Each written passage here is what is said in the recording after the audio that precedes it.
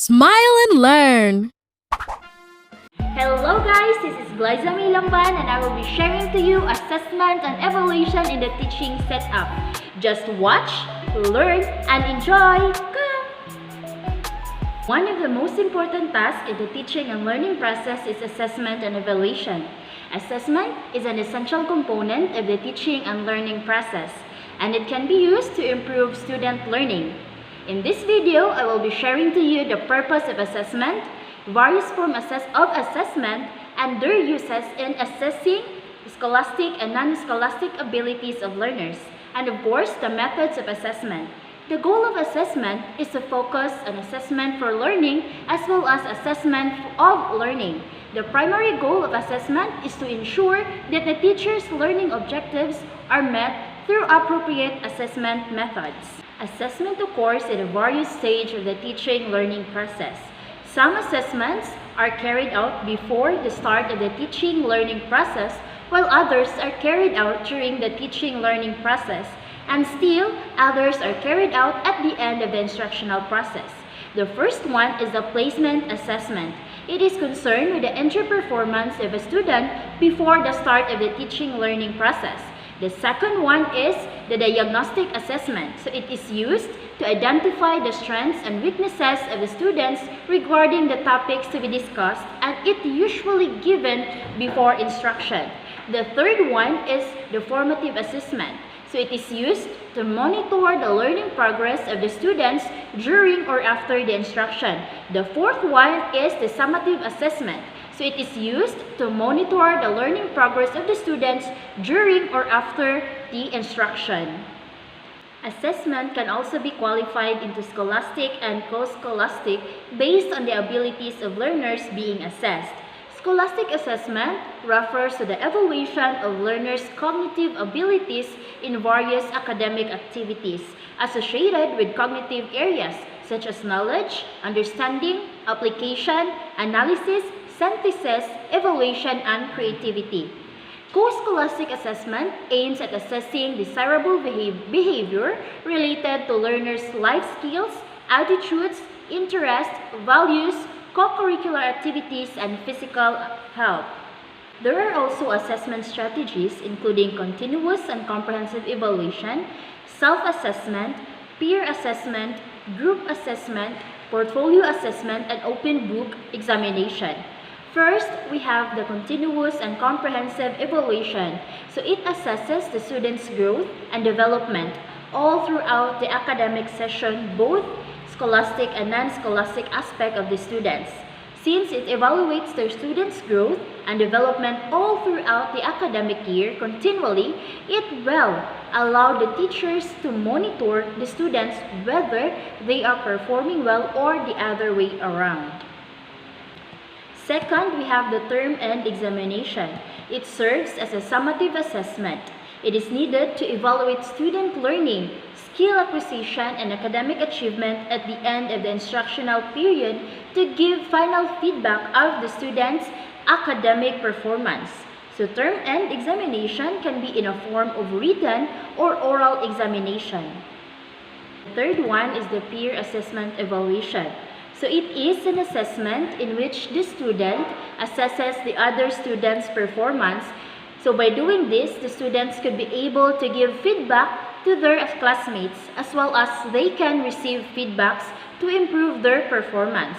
The fourth one is the group assessment. So it is an evaluation technique that allows the student to assess their group mates. So this assessment can be done on the group and by the group themselves. Fifth is we have the portfolio assessment. So it assesses various skills of a student like writing skills, creativity skills, and it provides ways of documenting the growth and development of the learners in the form of one project.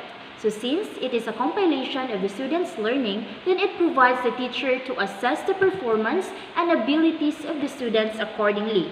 Portfolio assessment enables students to reflect their performance, their learning progress based on their scores on the outputs. The sixth one is the open book examination. So it allows students to bring notes, text, or other resources into the exam room, but it will require the student to understand thoroughly the lesson, apply and analyze the information and content, because it is not a matter of remembering facts and memorizing information. Rather, the teachers will give questions that are not for you to copy on the notes or book, but it involves higher order questions that tend to ask students to analyze, synthesize, compare information. There are also preparation in an achievement test. It includes content analysis, writing essay type test, writing short answer type items, and writing objective type items. The first step for preparing an achievement test in social science is to analyze contents of the social science syllabus. For this, social science syllabus of a class needs to be divided into certain units or chapters.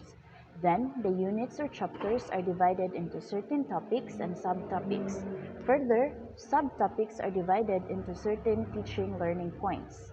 The second one is writing essay type test. Writing test items is an art as well as science. That items needed to assess the specific learning outcomes expected of the learners. They are to be written in behavioral terms by using the specific action verbs. Generally, essay type items are of two types: the extended response type item and the restricted response type item. The third one is writing short answer type items. Like essay type items, writing short answer type items also require certain skill of the teachers. It is the midway between essay type items and objective type items. In terms of length and weightage of marks, the length of short type item may be within a few lines, sentences, or a paragraph of 50 to 100 words. The style and guidelines of writing short answer type items are similar to essay type items. Short answer type questions can be phrased with suitable action verb. The fourth one is writing objective type items. Writing objective type items is the most difficult task in preparation of an achievement test. Objective type items can be classified into recall and recognition type of items. Recall type of item can also be classified into simple recall type and completion type of items. Recognition types of items are answered in a single word or numbers in which the choices of the responses are usually given. Above all, assessment and evaluation play an important role in the process of learning and motivation. It helps to improve student learning. It also helps the teachers to measure the effectiveness of their teaching, and it establishes whether the learning objectives in a course met. Thank you for watching, and I hope you've learned something. Just comment down below, like, share, and subscribe. Thank you!